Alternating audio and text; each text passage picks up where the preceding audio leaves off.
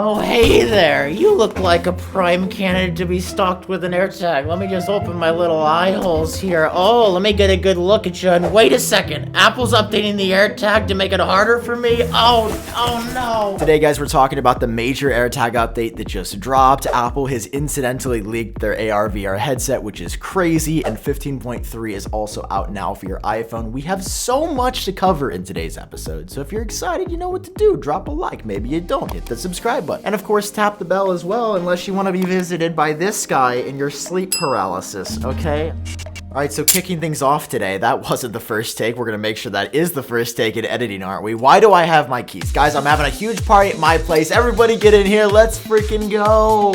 Okay, this is, whoa. Okay, What do you mean this is an important story about AirTags? You hand me my keys and we're not going to a party? This is the worst party ever. But AirTags have been having some issues in recent months. Not like functionality-wise. If anything, they're kind of working too good. They come out, the tech boys like me say, yeah, these are pretty sweet, you should probably buy them. And then 8 months later, almost to the day, you see the articles from CNN and Fox and everybody else saying, do you realize that AirTags are gonna kill you and your kids? Listen, headlines aside though, I meant it when I said AirTags are working too well, because me, a responsible citizen, and you, probably a mostly responsible citizen, are using this to track things like a backpack or your keys. Some of you are also tracking people with these. I'm talking about walking down the street and slipping these into a model's pocket and tracking them back to their place. Lately though, there's been more and more scrutiny, fairly to be clear, about Apple's trackers and how they work and how they affect people, and it's become kind of a concern for people. Like, hey, what if I'm tracked by these? Because there are protections where you'll be notified if there's an unknown AirTag following you, but frankly, they have not been as good as I would like to see. So Apple today announced some major changes, the biggest update to AirTag ever, and to me, it basically feels like a new version of AirTag was released. First of all, there's going to be a more stern privacy warning that looks like this when you set these up, that says, if you track someone, that is going to be a crime and there will be serious consequences. We openly work with law enforcement. To be fair, I don't know if somebody who is planning to track someone with an AirTag is going to see this message and say, oh, guess I'm not going to be a criminal now. That being said though, there's actually a lot in here that I believe have made these materially more safe and will have a positive impact on people using these as bad actors. And the first change is that precision finding now works for these bad AirTags. Precision finding is that cool feature on the iPhone 11, 12, or 13 where it uses the U1 chip to directionally point you down to the inch basically where these AirTags are. So now, in addition to a sound being played if an unknown AirTag is being on you, in short, Apple's bringing the magic of finding your own items to the magic of finding AirTags that are tracking you or being used maliciously. So that's great. Second, if an unwanted AirTag was placed near you for some amount of time, it would start to play a noise and notify you that it's around you, but it wouldn't always show up on your iPhone. Now, in conjunction with that speaker and that sound playing, it's going to show an alert on your display, because there have been instances where people are breaking the speakers on the AirTags so that you can be tracked without hearing that sound. Again, it's malicious, it's not okay,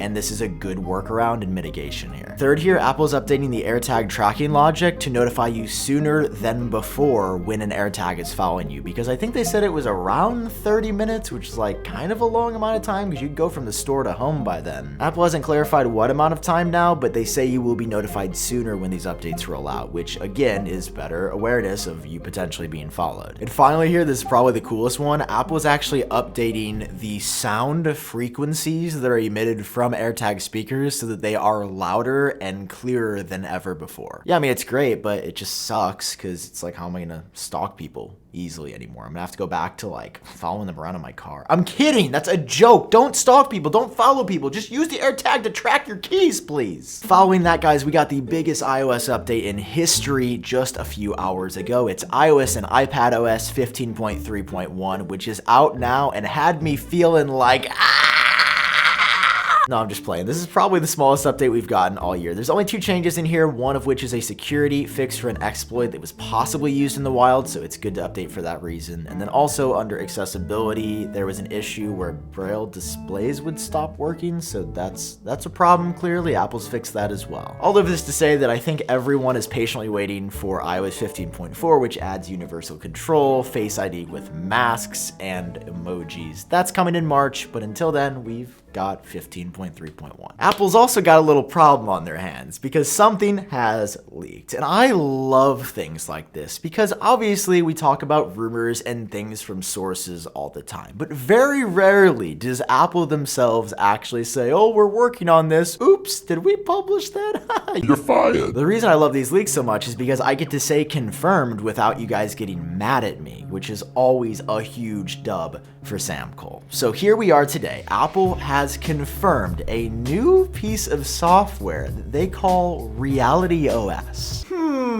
That is peculiar, isn't it, Harold? Yes, a Reality OS, what would that be for? Well, it isn't for the iPhone, which runs iOS, or the Mac, which runs macOS. What about the watch? Is it for the watch? No, it's for the VR AR headset, baby. This is the first time ever, to my knowledge, that Apple themselves has confirmed this software, right? And Steve Troughton-Smith on Twitter, who is getting the scoops from the App Store logs that he found, shows that number one, it will have its own binaries and is its own operating system. This is not an extension of something else. Reality OS, which will run on Apple's upcoming AR/VR headset, is its own thing. That's the first really good news. Number two here, that there's going to be a simulator for developers, so that you're going to be able to like work out these apps in the coding software Xcode to see how it looks in the headset. It's very, very cool. The reason this is so important is that in the past we had heard rumors about ROS or Reality OS, but this is the first time in App Store logs that Apple has been testing this. This is not a question of if at this point, it's a question of when. And a question of how the hell am I going to afford this headset that costs around $2,000 to $3,000 that looks like this, that's going to be pretty lightweight with multiple Mac processors inside and this wild Apple Watch like headband. I think this looks incredibly Apple. I think it is so hot, and Renders by Ian did just an out of the world job at designing this. I mean, this is exactly what it's going to look like. So we have this confirmation from Apple. Is it coming at Apple's March event next month? No, I don't believe so at all, but an announcement is rumored to happen this year. Apparently with delays or whatever other BS Apple's throwing out. I just want that headset, guys. I don't really care what the reason is. Now, obviously making a first of its kind product is insanely hard, and Apple plans to ship it sometime in early 2023, but there is supposed to be an announcement at some point later in the year. Mark Gurman has told us this is going to happen, but the date just keeps getting pushed. It was supposed to be WWDC. Now it might not be until later in the fall, but Apple is working on Reality OS. I mean, there are thousands of engineers probably at Apple Park right now when you're watching this, just prototyping